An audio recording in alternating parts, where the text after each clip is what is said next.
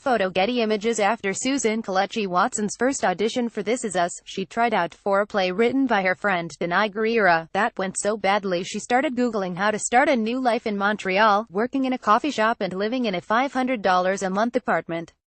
The actress, now known for playing Beth Pearson on the NBC hit, can't explain exactly what went wrong with her audition for Familiar. "I gradually just felt it fall to the floor, it just was not good," she told Vulture. "There was this point where the character removes her underwear and throws it at the other character, and by the time I did it, it just looked like I was in a room throwing some panties at people. None of it was working." Watson was discouraged, but Gurira's support, along with the encouragement of other friends, made her refocus. "I went in for her second audition with the executive producers of This Is Us and I decided I was just going to enjoy sharing the thing I love to do and let that be enough," she recalled. "So I started going to more auditions and chatting up casting directors and enjoying everything so much more with this new approach." Then the call came. On the same morning she tried out for the role of Nova Bordelon on Queen Sugar, a role she also would have loved. This Is Us offered her the role as the wife of Randall Pearson Emmy winner Sterling K. Brown. "Rutina Wesley plays that so perfectly on Queen Sugar," she said, "so that was definitely hers, and this was definitely mine." In an interview with Vulture, Watson discussed how she's helped shape Beth as a character, why Beth and Randall are such a great couple, and how much she loved sparring with her TV husband in Tuesday night's episode. "As viewers, we're really just now starting to get to know Beth. Did you know as little as we did in the beginning? What were you working with?" "I knew as little as you did. I wasn't working with a lot. I think that, as a whole, we were all figuring Beth out, and it becomes collaborative that way. The writers will introduce a character, and there's this process of watching what the actor does with it to be inspired as much as I'm inspired by what they write. So it was all of us figuring it out, and we just went back and forth like that. But in the very beginning, I had those two scenes that were in the pilot and that was it. I didn't know anything else about her. Then in the second episode, I had that confrontation with William Ron Cephas Jones in the kitchen, and that gave me more clues to who she is and how she responds and what type of person she is beyond just what type of wife she is. Because I wanted to make sure that I wasn't seeing her as just the wife and mother. I wanted her to be an individual as well. So how do you view her now? In a way, it's almost like trying to explain who I am because it's hard to describe her. But she's honest, she's loyal, and she's true, but not just for the sake of being right. I feel like she's always trying to figure things out as she goes. She is not judgmental, and I feel she is a realist in a lot of ways. I think she stays very present. She stays very much present. And open to what's happening in the now and then trying to figure things out from there. That's the best lead-in I have to her at this time." You were talking about how collaborative it is between the writers and actors. They gave her your Jamaican-American background. What else? Do you have a say in hair wardrobe? Wardrobe is so cool. We talk about it. I got in there. I say what I like, what I don't like. I stress who I think she is as a character and they take notice. I expressed that I wanted her to reflect some of the African culture in her clothing, and what, the next week there was this material that they got from Mali and they created a poncho out of it so she could wear it. I don't feel like she's as buttoned up as Sterling's character. She's more creative in how she dresses and in how she is. My hair, I probably have the most freedom with because I design most of my styles. Renee, who does my hair for the show, is so good at just making that a reality and making it look even better than what I see in my head. But I always have an idea of what I want her to be like for every episode.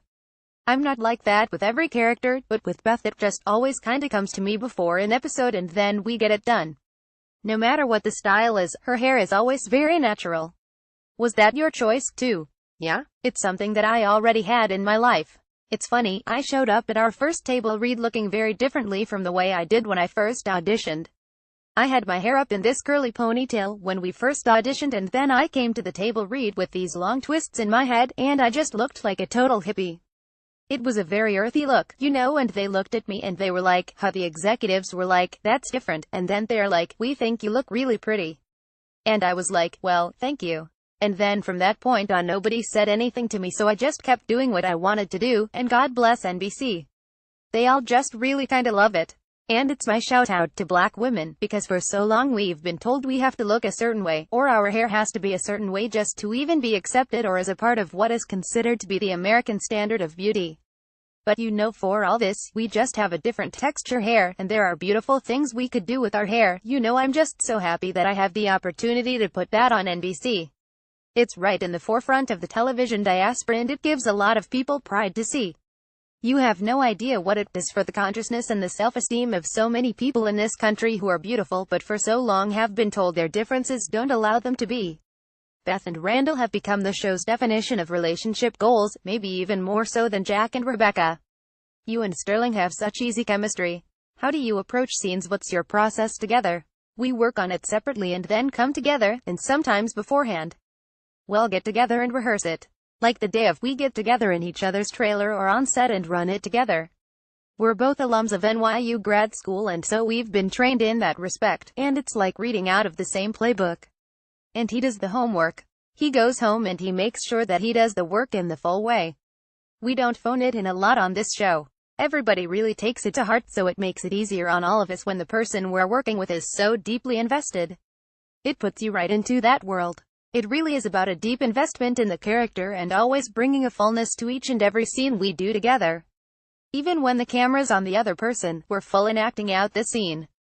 Because we know how important it is for the other person to get that so that they can bring what they need to bring to the table. But Sterling and I trust each other. I trust what he's gonna do. I feel he trusts what I'm gonna do, and then we just go from there, adding little different things, making sure that we don't end up leaving any stones unturned.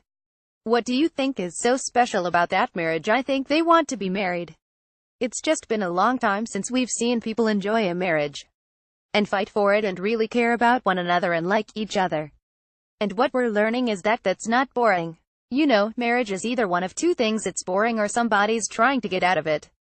What we've missed for a long time is seeing two people who actually really choose one another, and they actually continue to choose one another, and that's where they want to be. No matter what the high or the low is, they choose to be together. And there's drama that really is interesting and fulfilling in that. I think that's what's drawing people to them. Perfectly imperfect, that's what Randall says.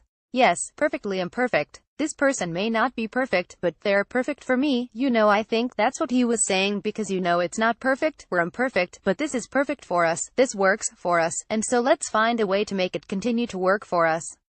And that's one of the main things I hear people who stay in successful marriages say. What do you think of the adoption storyline and where it's going? Did it excite you? I'm so excited by it because I thought, oh, that's real cool.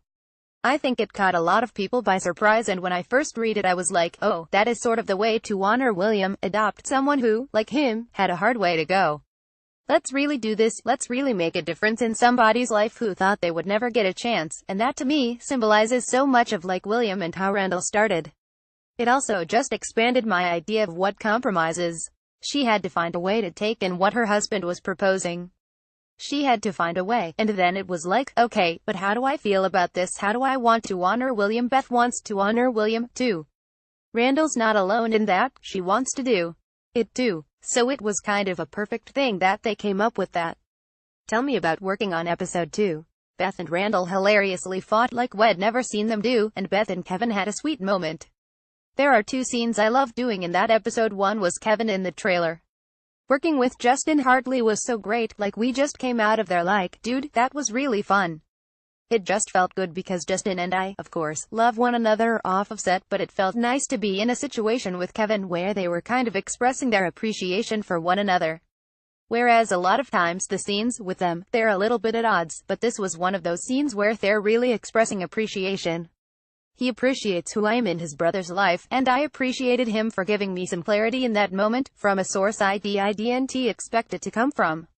And Sterling and I had so much fun shooting that scene where we're arguing and I keep telling him, why are you randling out so hard? And he's like, stop using my name as a thing. It's funny because that happened at like 1 o'clock in the morning. We had been working all day long and we ran that scene maybe 3 times because we worked on it so much throughout the day. We just kept working on it with each other so that by the time we got to it, we just boom ran through it like 3 times, and they were like, we got it and we loved it. We just loved the rhythm of them going back and forth and both of them being so strong in their point of view and the reality of what it is when somebody's like, look, I want to stop arguing now, and the other person can't let it go. And it's like, I have to get away from you. There was something just so real about that. Okay, one last thing. Help me bring the perfect Sterling K. Brown down a notch. Tell me something perfectly imperfect about him. Laughs. Oh my god, I don't think I have anything. I'm just going to let him continue in his perfection. Susan Kelechi Watson on designing her This Is Us hairstyles.